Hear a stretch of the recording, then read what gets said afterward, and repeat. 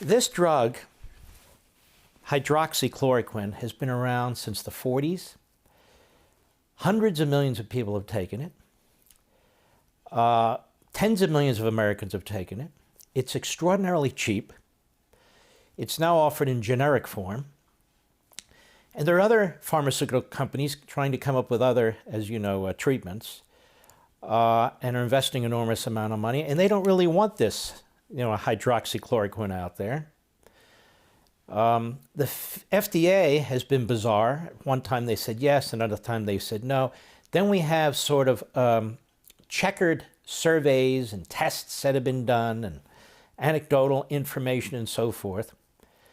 And so there's a debate going on. Now, I must tell you, if I get this COVID-19, God forbid, and I have heart disease, I'm going to ask the doctors that treat me, including my heart doctor, can I take it? And they'll tell me yes or no. And this is quite typical. You have drugs that are approved by the FDA. I'll give you an example for Parkinson's disease that may be used to try and treat dementia.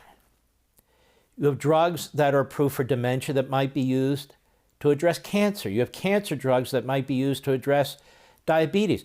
And doctors have to be free to make decisions they think will be best for their patient. What's happened with this particular drug, hydroxychloroquine, is it's been politicized.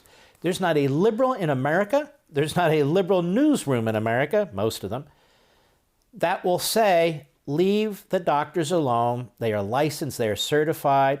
Some of them are top of the line. Some of them are top of the line professors at top of the line medical schools. Let them make decisions. This one drug has been politicized. Why? Because the President of the United States talks about it. And so yesterday, the American Frontline Doctors press conference was held where you had really many doctors, top of the line doctors from universities, serious practitioners, doctors that own numerous offices and so forth, arguing we must be free to use hydroxychloroquine, that it has worked for our patients, and that aspects of the federal government for some reason are trying to block this, that the media has gone nuts on this subject, and they're exactly right. And so what happened? Google, Twitter, and Facebook censored this video of their press conference. They blocked it. Now, why would they block it? Well, because we're not going to allow information about medical treatments and so forth that we don't believe are legitimate to be posted on our sites. What? Tell me, how many medical doctors do Twitter, Facebook, and Google have who review this information? So this is a legitimate point that these doctors want to raise, and they're being prevented from doing it. So I said, you know what? I'm going to do something different in today's show. I'm going to play the video, and I'm mostly going to keep my mouth shut.